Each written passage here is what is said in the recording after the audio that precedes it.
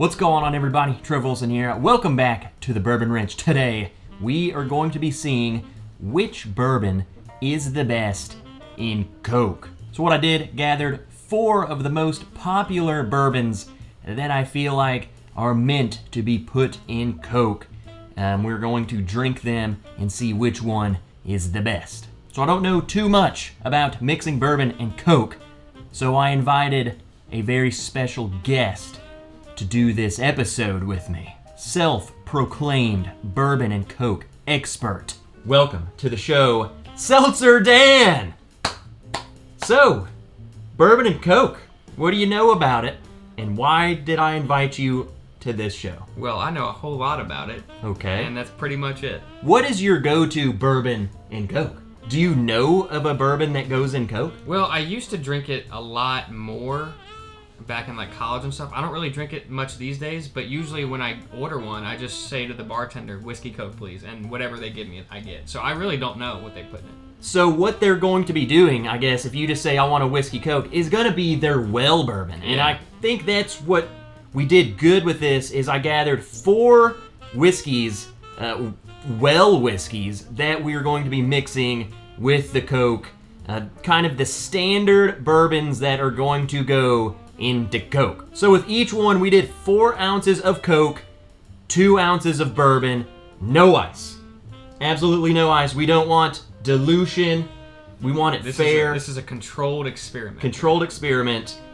It's cold Coke, regular bourbon, same amount in all of them. We're gonna go one by one, and we're gonna keep it simple. We're just gonna say, we're gonna rank each one as we go through. How's that sound? Sounds good. All right, without further ado, let's get right into this flight. The first bottle, Dan, we're going to be drinking Jim Beam White Label. I don't like this stuff. Do you not? It's not good, but I feel like this is Jim Beam's standard, this is made for Coke bourbon, period. I mean, I don't really see anyone, I couldn't imagine people drinking that on its own. 40% alcohol, you know, this is standard. This is exactly, probably you have had this a time or two at a bar if you just ask for whiskey Coke. I would say so. And I used to just say Jack and Coke, please. Jack and Coke. I've had Jack and Coke a lot, because when I was younger, I didn't even think about the fact that there are other whiskeys. Me neither. And I thought it was just Jack and Coke. I thought that's what it was. And honestly, it was always Jack and Coke at the bar. And then when I went to the liquor store, I realized that the other bottles looked just like Jack Daniels, and it was half the price. So I figured it must be the same stuff. I never really thought about how different they could taste in Coke. And I still don't know. That's why we're doing this. I feel like Jim Beam's a very popular well bourbon, so let's get right into it. For the first time on the show, co-hosting, let's go. Dink it and sip it. Smells like whiskey Coke. Yeah, tastes like it too. A little bit nutty. Do you get nuttiness? Maybe I just know Jim Beam, but there's like a peanut. It's like you took... I get that a little bit. Isn't it a thing where people put peanuts in Coke and then they eat them? I don't know about in them. Maybe. I feel like there are people who literally pour peanuts into their Coke, and that's it. Don't they do this at some of the kiosks that sell peanuts, where they roast the peanuts in beer? Maybe. Or something? But this is that, but with Coke. Yeah. It's nutty Coke to me. It's fine. I mean, to me, that's middle of the road. It's exactly what I would expect. It tastes like a whiskey Coke. Yeah. Maybe because that's probably what I've had the most of. Honestly, I feel like Jim Beam it's probably the most popular one in terms of just well bourbon. It's cheap. It's super cheap, and everyone knows Jim Beam. So, I don't know. That's standard to me. Are we rating out of 5 or 10? I don't know. We could do either one. I feel like I don't want to give this a low or high rating, because I feel like I don't have a baseline, really. Do we want to save it? For right now, I guess I can put it at 2.5. This is just middle of the road. 2.5 out of 5. But that was going to be my rating, because that is standard, and I feel like we can change it if we go to it and realize the other ones are better. I don't know. I'm gonna say that's middle of the road. Yeah, it was. Two It and was. a 2.5. It seemed like pretty standard. I guess let's just go to the second one, and then we can start accurately ranking these a little bit. The second bottle we're gonna do, Benchmark, number 8, old number 8 brand. This is from Buffalo Trace. This is Buffalo Trace's bourbon that's made for Coke. Really? I feel like it. It's their budget, bottom shelf, well bottle. It's super available everywhere. Yeah, 40%. So same as the Jim Beam. I don't know how popular this is in bars though. Every bar I go to, it's like Jack Daniels and Jim Beam. I don't really see this. So, but if you're making these at home, that's why we're testing it. This is the Buffalo Trace version of it. So, glass 2, Benchmark. This one, I feel like I taste less of the whiskey. I was gonna say I don't taste anything. I don't really taste any whiskey in it. I taste Coke. In fact, it makes the Coke taste less cokey. This is just like sugary liquid. You can. It tastes like just really flat Coke. Yeah. I literally can't taste any whiskey in that.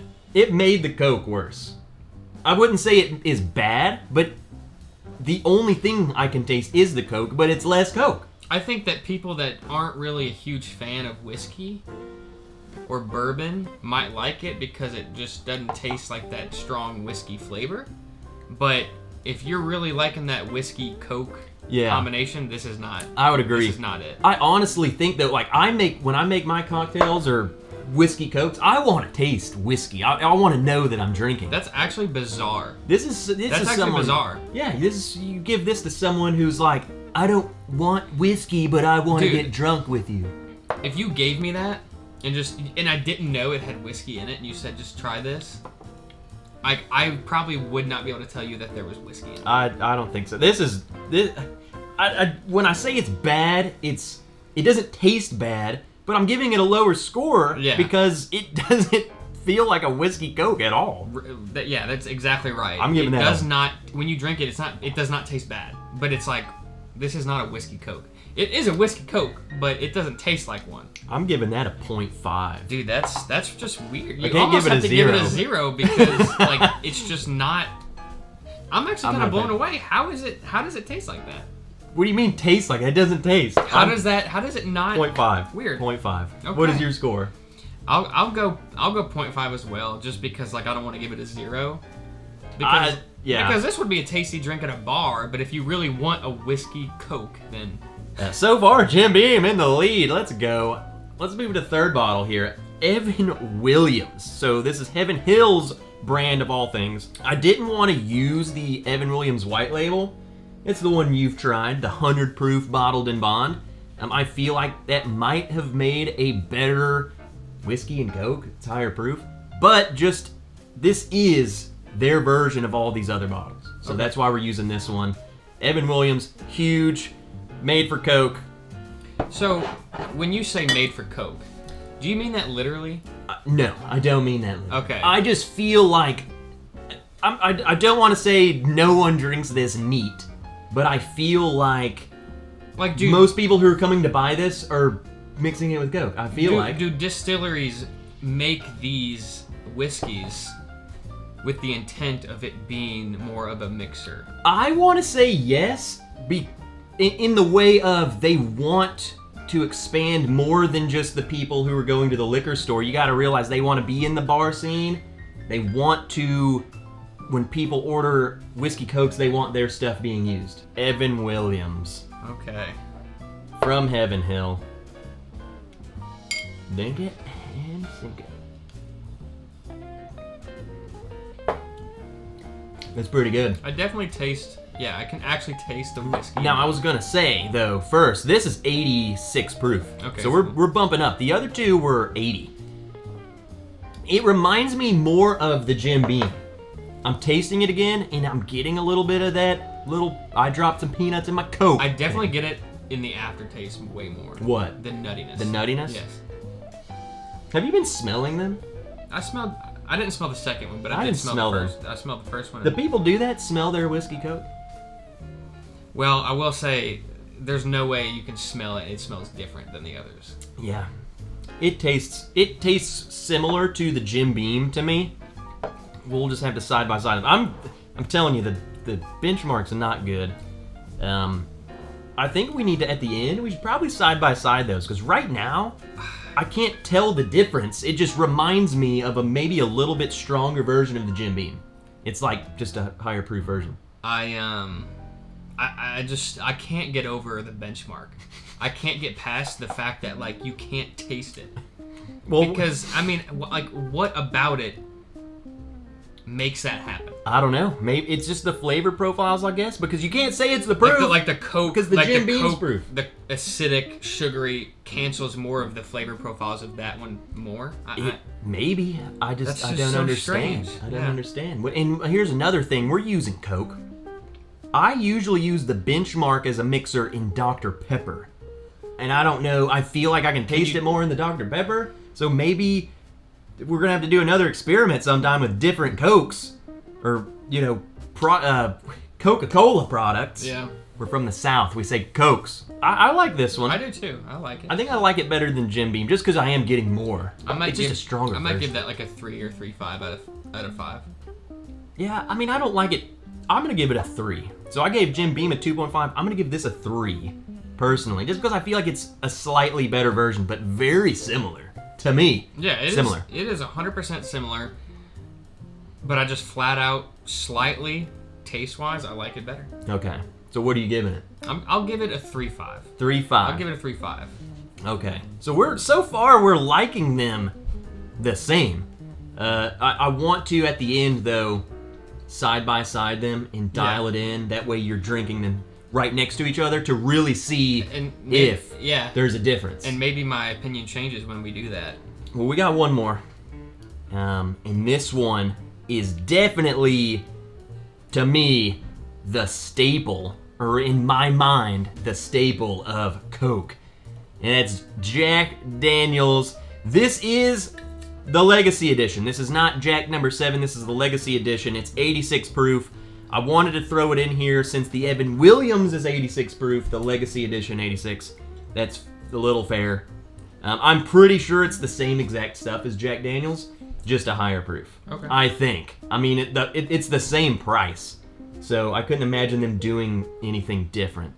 But Jack Daniel's, that's like quintessential. I want a Jack and Coke. Jack and Coke is more.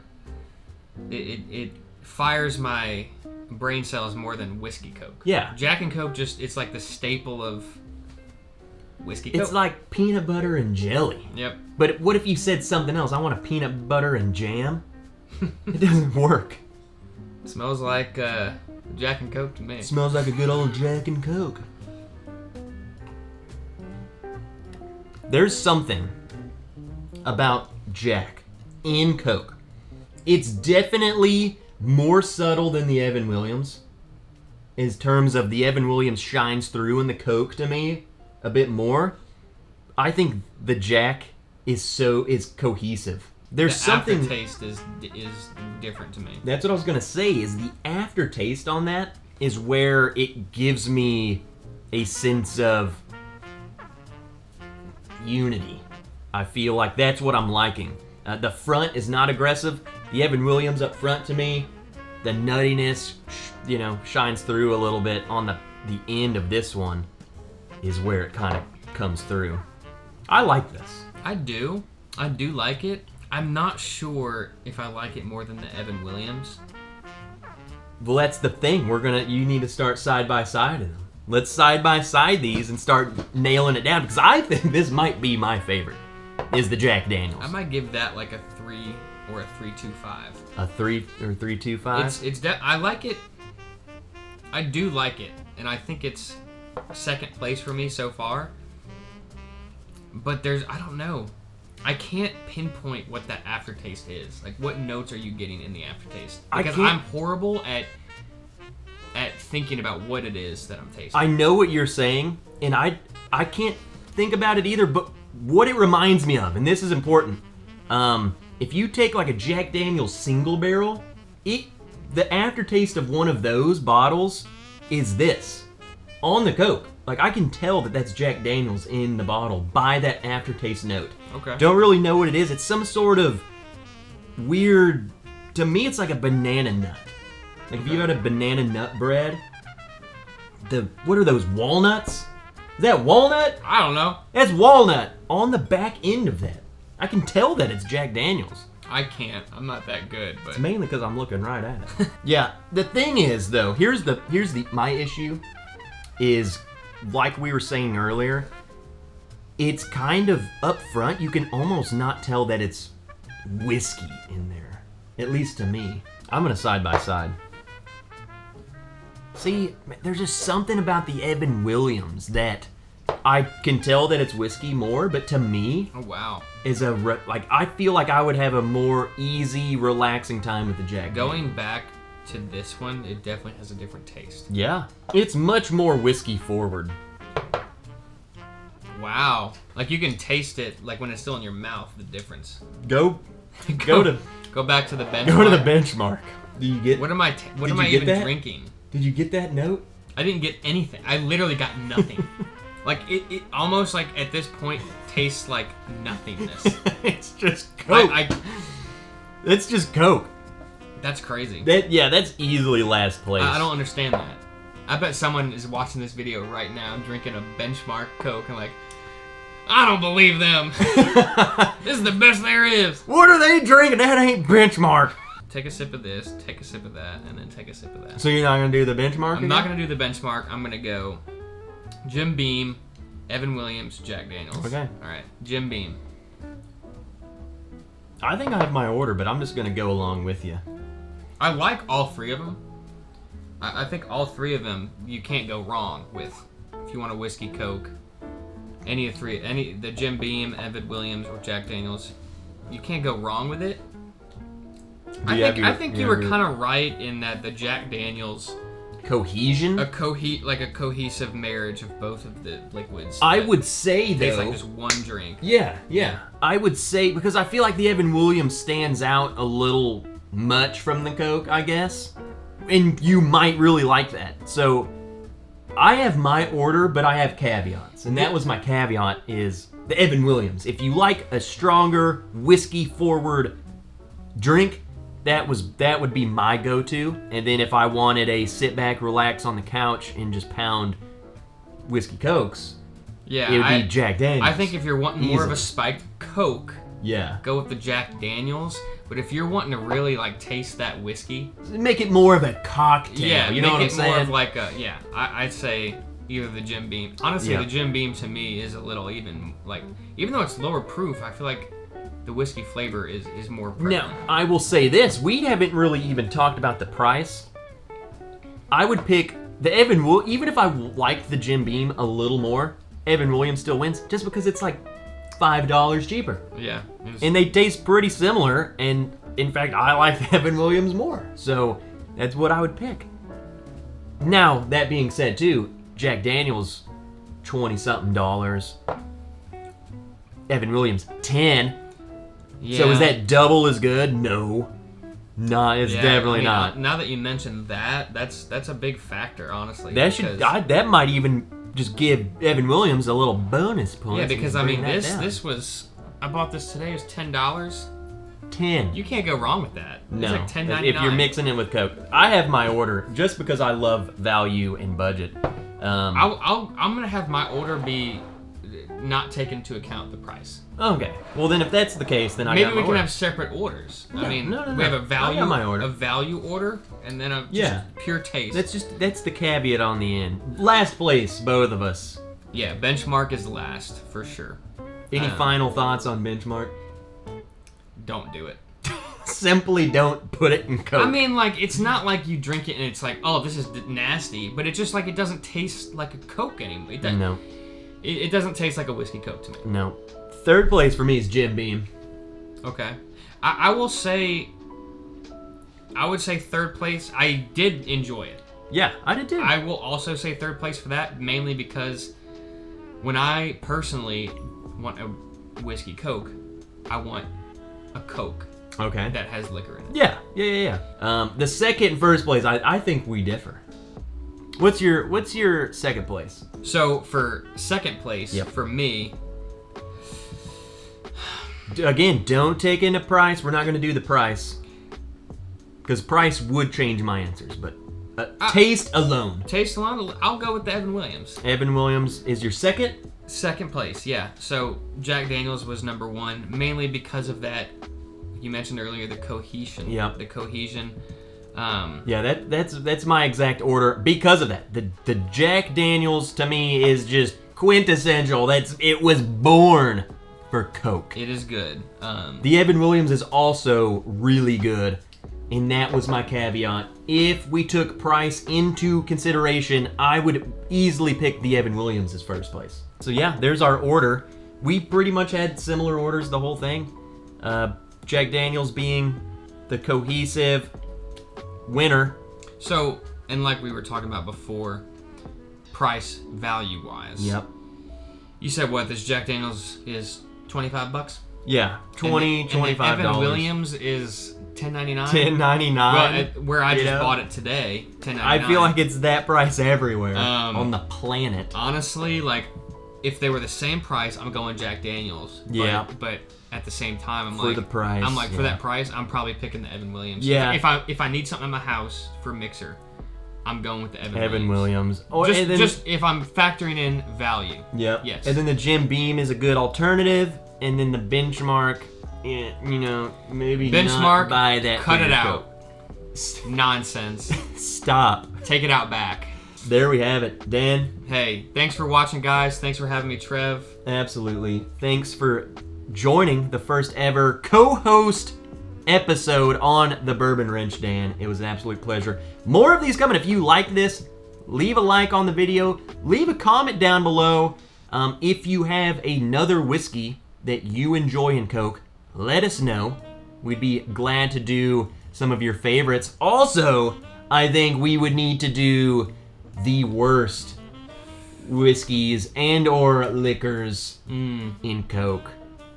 You know, That would be an interesting... Malort. Ooh, Malort and Coke. There are plenty of future episodes that we could do, so if you want to see more, leave a comment down below. Let us know what you want to see. Hit the subscribe button if you're not, the bell notification to be notified when more shenanigans happen. And until next time, guys, I'll see you in the next video.